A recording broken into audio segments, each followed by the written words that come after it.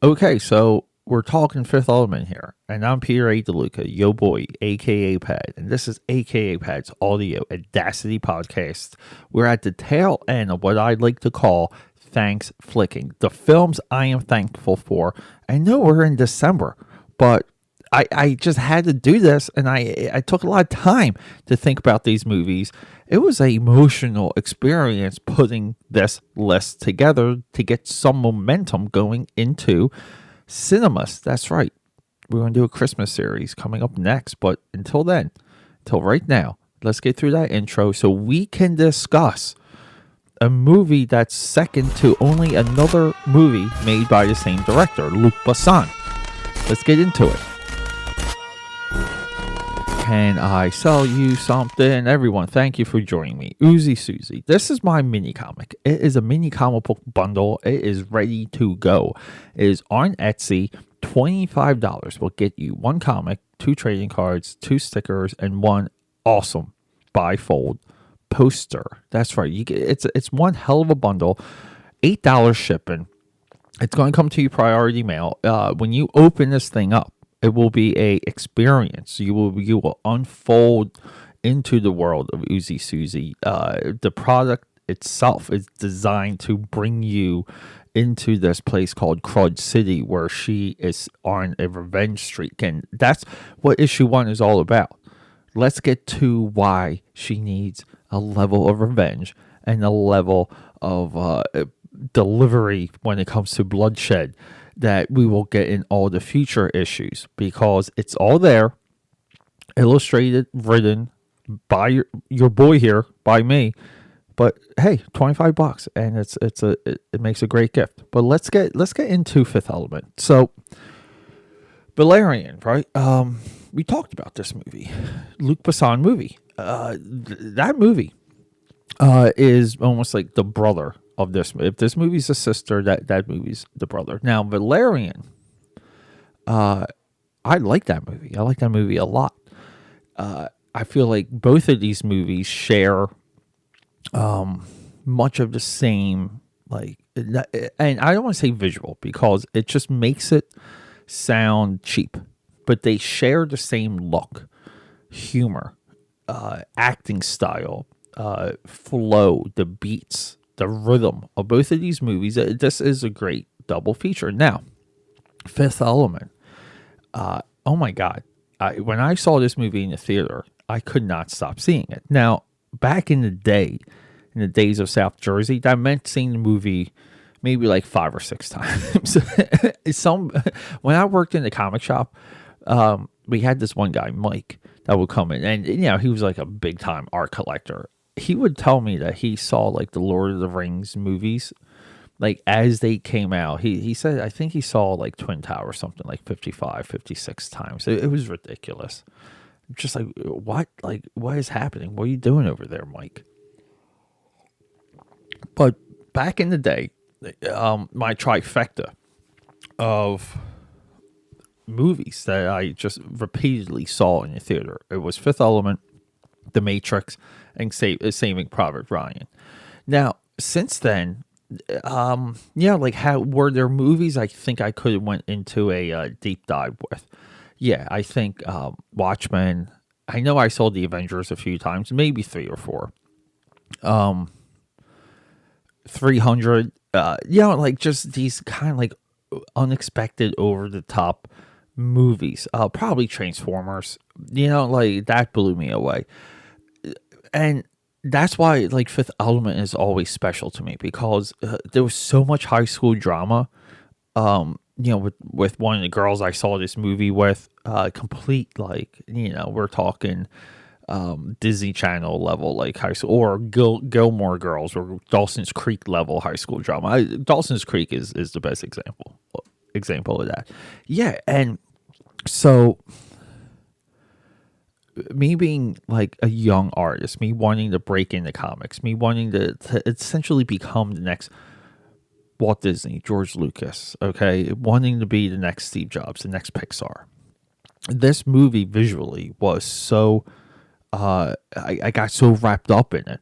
And every time I watch it, even now, there's so many little story elements that I pick up, and there literally is too much story in this movie for you to really follow it. And so to the general public, when they see this movie, they're just kind of like, what was that? What is this movie? I need someone to explain it to me. Now, you hear that a lot when it comes with Fifth Element. You hear that a lot too when it comes to something like The Matrix. It's like Dune is another good example. It's like, what is it? Explain it to me. I'm not sure what I just saw. Understandable. It really is. So I just watched this movie again, and I just picked up the way that they killed the doctor in like the beginning of this movie. And I'm just like, oh, okay, like, yeah, right. Because I remember him saying that they killed the doctor, but I just never thought about if I saw it or not, or what it was and what it meant. Just crazy stuff. The plot for this movie, it's like there's like this evil that sweeps through the universe. It comes for Earth because of these fifth elements, and every 5,000 years, the four elements channeled by the fifth element need to be like harnessed and protected, to stop this evil. And the evil is just this giant sphere. Now, it doesn't go any deeper than that. It's not more intricate. The evil talks to Gary Oldman, one guy who's trying to get the fifth element.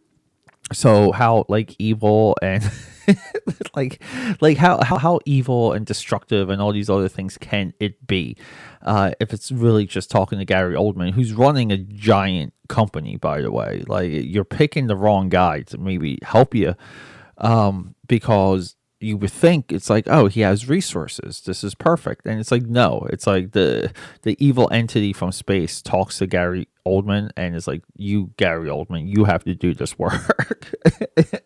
It's a little frustrating when you consider timelines, having a board, and keeping your product on schedule. Which is Zorn Zonk is the name of Gary Oldman's company, and they make products. It's the movie. It doesn't take itself seriously. It's fun. It's funny, and it always moves forward. It never moves backwards. There's no scene or piece of dialogue or character you can remove from this movie. But that doesn't mean that Fifth Element is tight and perfect. This movie, I will say it again, is difficult to watch. It's difficult to understand. That's why it's the perfect dork movie. It's a perfect geek movie. It's the perfect underground cult movie. And it has somewhat survived on that level. Now, Valerian isn't that lucky. For some reason, people were disappointed it wasn't like Fifth Element, and they moved on from the movie, which is shocking since Fifth Element has so many issues. Valerian, to me, is a perfected. It's more of a better sculpt of what these movies can be like when you've had time to kind of make more movies and learn, get more tricks underneath your belt, and you're more effective in your craft. Valerian is a perfect extension of Fifth Element. It's not really a sequel. It's not a spirit, but they're brother and sister, as I said before. But this movie goes back to Heavy Metal, the cartoon. It goes back to Heavy Metal, the magazine, European artwork, Mobius artwork. There's a story of the Fifth Element art book or making of book that is long on my list, and it's a $200, $300 edition.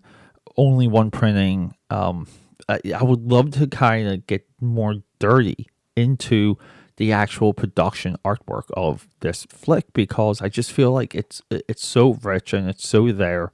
I would love to see some of the concepts that were developed along the way, and maybe some unused ideas.